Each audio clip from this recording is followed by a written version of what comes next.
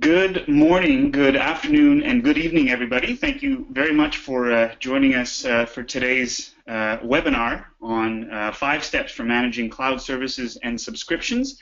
It is a few minutes past the hour, so hopefully we've given everybody an opportunity to join. Today's focus again on the 5 steps for managing cloud services and subscriptions through process and technology solutions. My name is Jeff Lalonde.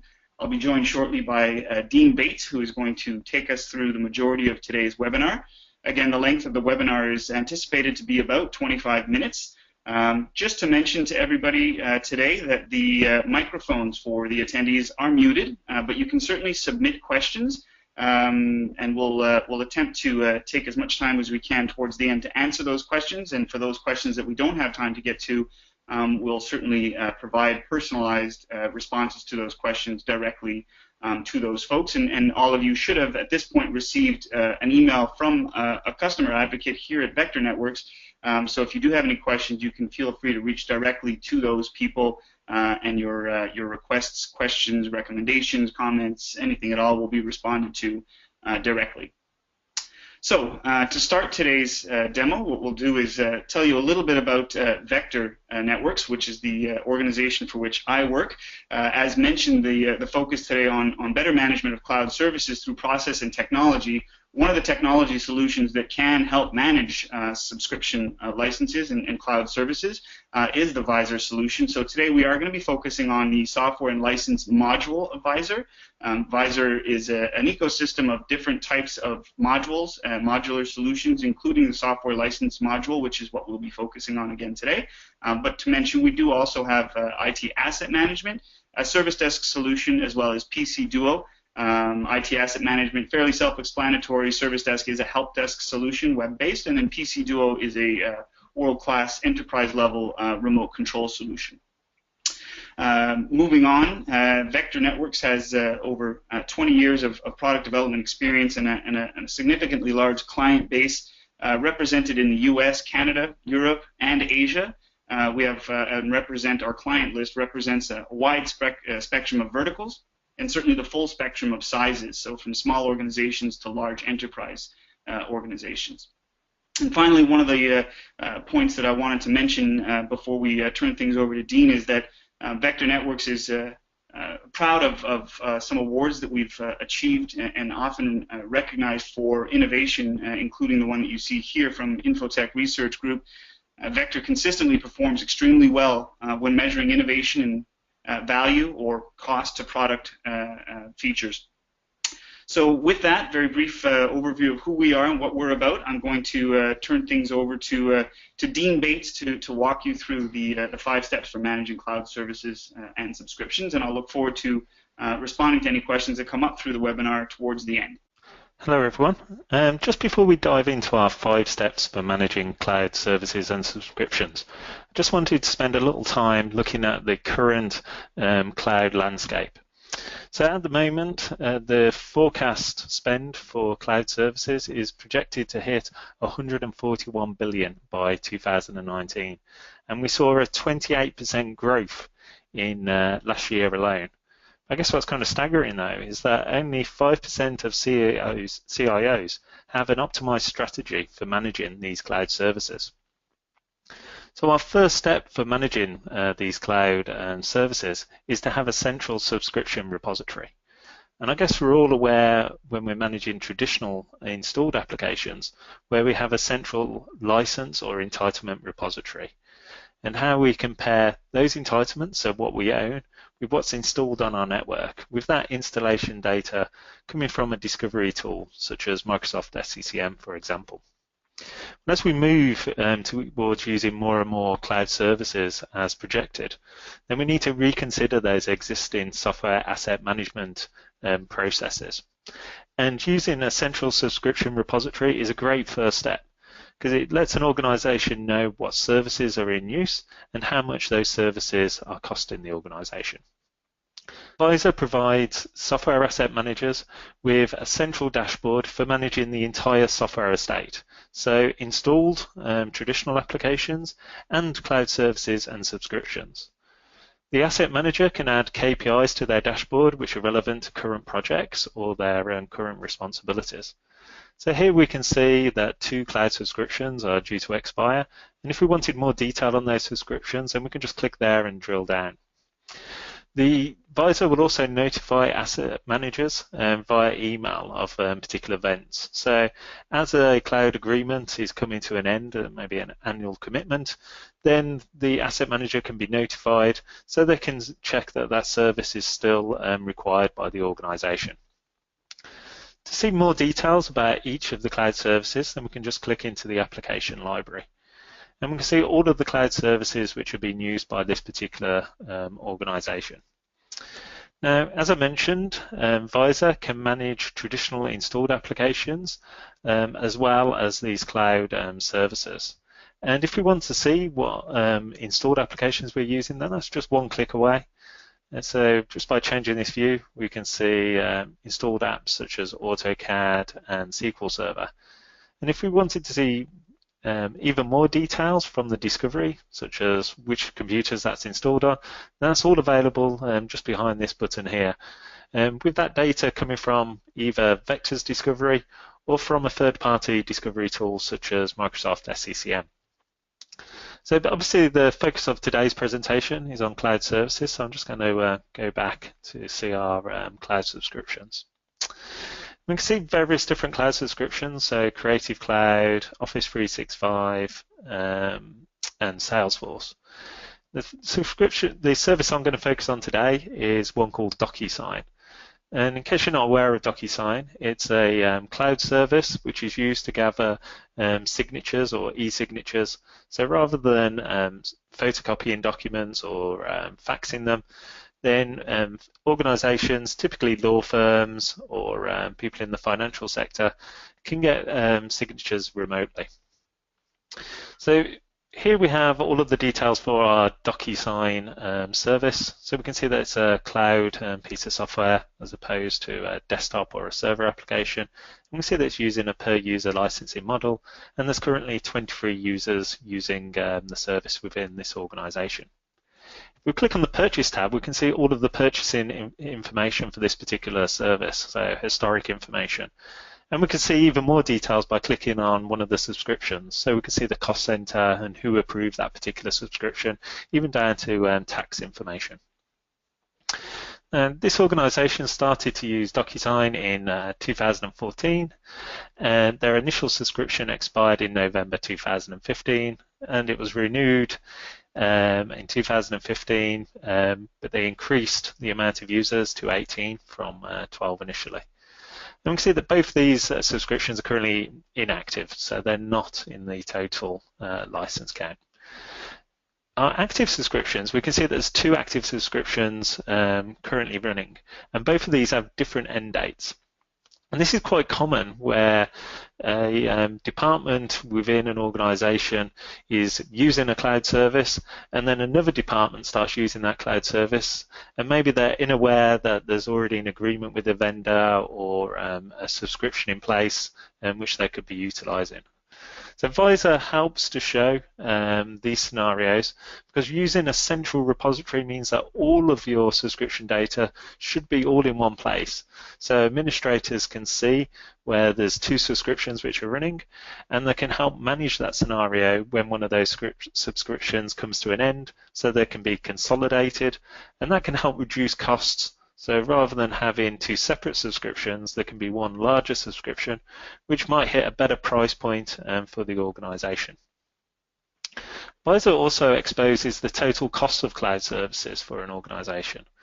So DocuSign, for example, costs $28 per user per month, so it's quite a small amount. And the annual commitment, as shown here, is $336 per user. However, these sort of quite small amounts can very quickly add up. So even in scenarios where there's just been using the tool for 2 years and with a sort of modest amount of users, so just 23 users, we can see that the total costs for this application are nearly $18,000. So And that might be perfectly fine, but it's important for an organization to understand the total costs rather than what can be a relatively small monthly per user cost. VIZOR helps software asset managers manage the allocation of a service to particular users. And there's a number of places within the VIZOR tool we can do this. But here we can see all of the users which are using the DocuSign service. These users can be entered directly into VIZOR, but more typically they come from an existing directory-based system such as Active Directory or a HR system. If we go to the Analytics tab, we can see the total costs for this service from 2013 to the current year, and we can see those costs steadily increasing.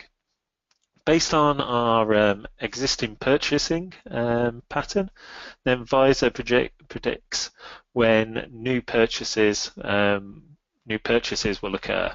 So currently there's two subscriptions running, so there's 2 purchase points in August 2017 and November.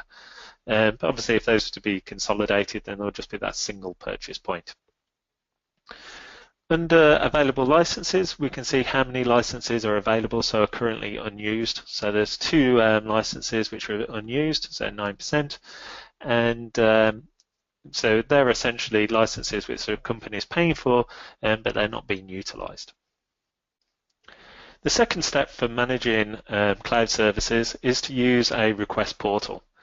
A request portal is a great tool for combating shadow IT.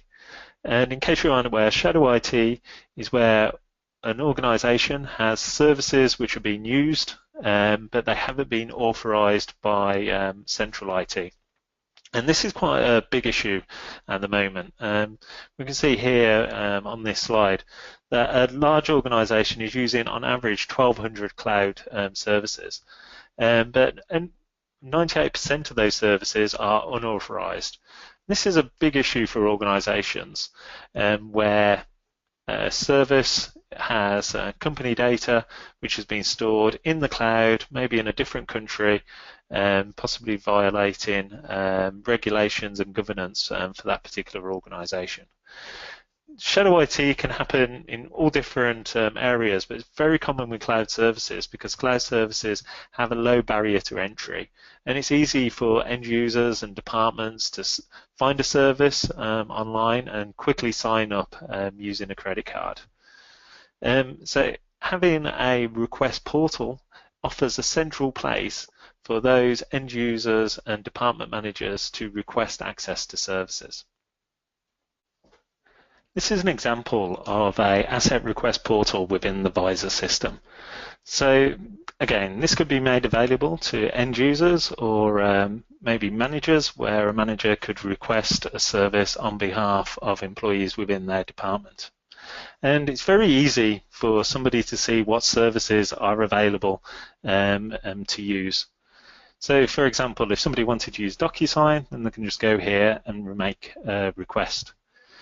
Within the VIZOR system, then a person doesn't even need to know the name of the product which they need. They can just enter maybe the type of service they're looking for. So for example, if they needed a video conferencing solution, then they can just type video conferencing and they can see GoToMeeting and Skype for Business and request one of those services. The second part for solving shadow IT is to have an effective and efficient approval process. It needs to be effective so that the necessary people do the approvals, and it needs to be efficient. And efficiency is really important because one of the main reasons for shadow IT is that end users feel that IT are going to be slow to respond. And if you have an efficient approval process, then that should mean that authorizations can happen quickly, and those cloud services can be provisioned to end users quickly as well, which means that end users don't circumvent IT when they're looking for cloud services. VIZOR makes it really easy for organizations to set up requests and approvals for cloud services. So here we can see the DocuSign cloud service, and we can see multiple approvers at various layers. So the first level approver is the employee's manager. and the employee's manager is entered automatically into the system from the HR. So that's as it appears here as a macro. Once the employee's manager has approved the request, then it goes to the second level. In the second level, we have the resource owner, and the resource owner is the person responsible for the DocuSign service within this organization. The second level approver is Rose, and in this case, Rose is maybe the IT director for this organization. So as you can see, it's very simple to create the approval process at a per cloud service level using the VIZOR solution. Our third step for managing cloud services and subscriptions is to use role-based provisioning. With cloud services, one size shouldn't fit all. We're all used to seeing screens like this which have multiple editions for cloud services and at various different price points. So here for Office 365, we can see that the E5 edition costs nearly £26 per user per month, and it has lots of functionality. So installed applications, cloud services for sharing documents, and video conferencing. We can see if we look at the E1 plan, then that's a much more reduced cost, so just £5 per user per month. And again, it has access to email and access to online versions of Microsoft Office. So when you're provisioning cloud services, it's important to acknowledge what functionality the user requires for their particular role.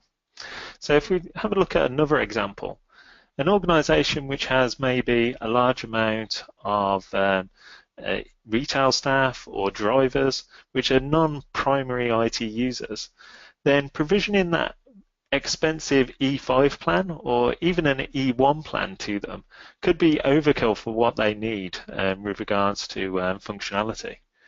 So Microsoft Office 365 provides kiosk plans, and as we can see here, they have a great reduced cost, so just £1.30 per user per month. And for organizations which have those IT users, but very infrequently, such as retail or driving staff, then really an organization should be provisioning maybe a kiosk plan in comparison to the expensive E plans. So VIZOR can help software administrators allocate the correct plan to the correct user based on their requirements. So I've created a new user here called William, and if I click on the user, then at the moment they have no software assets assigned to them.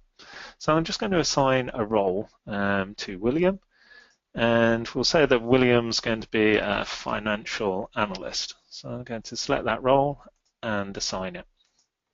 So when I set the financial analyst role, then VIZOR makes recommendations on what software applications William needs to be a financial analyst. And we can see here that it's recommending Office 365 and the E5 plan. Now, if William was going to be maybe a driver instead of a financial analyst, so if we just remove that role from William, and we'll select a different role, so as a lorry driver. When we allocate that role, VIZOR again recommends what software William requires, in this case to be a lorry driver.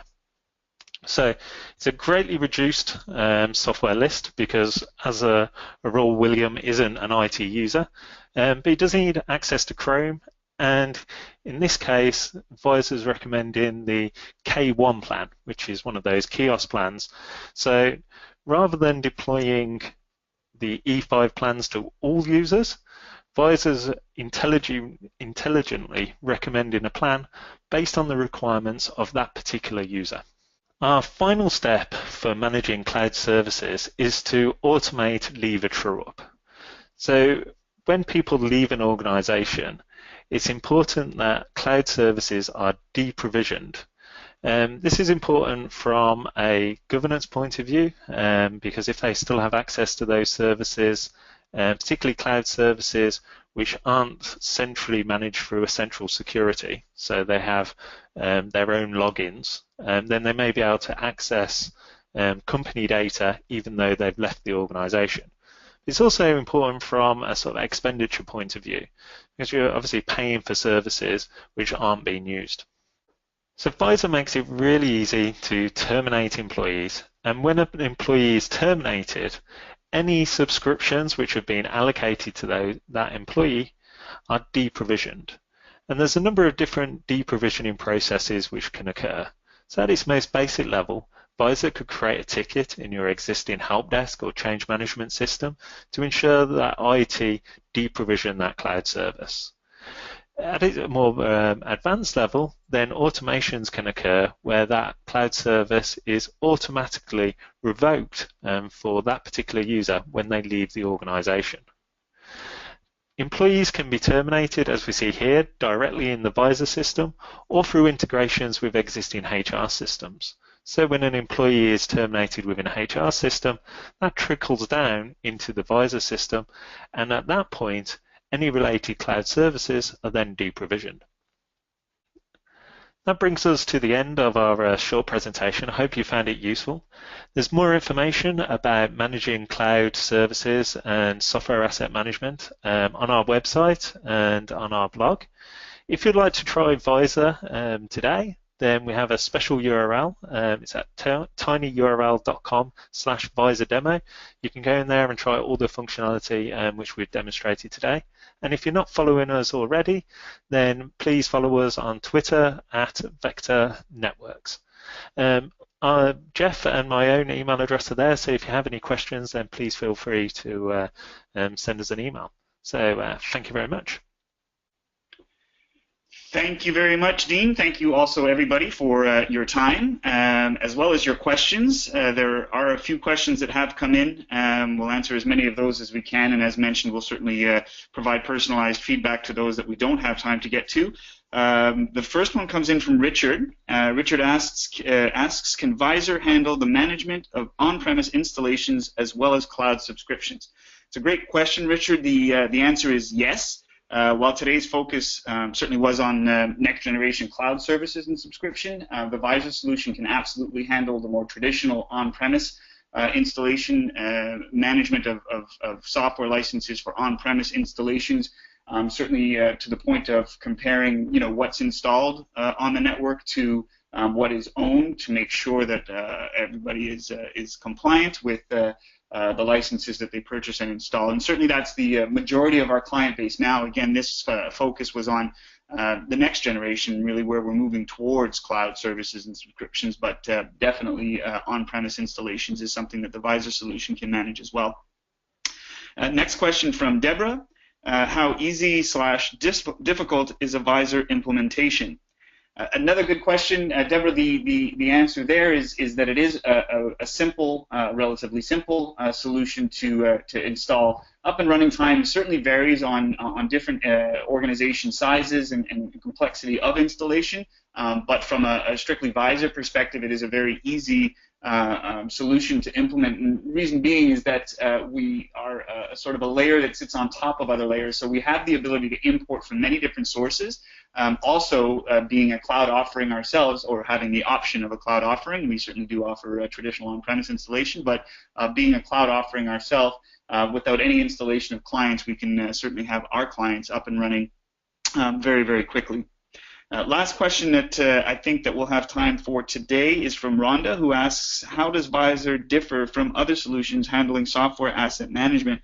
Rhonda, as mentioned off the top, we talked a little bit about VIZOR being recognized in the industry, in our industry, for our innovation. So that's probably the first place that I'd start in answering that question, is that we do take a very forward-looking approach to software development and implementation, and look towards the future and where our clients are going to, as opposed to where they are today. Certainly we handle today based on what we've done in the past, but going forward, our innovation, I think, is something that differentiates us.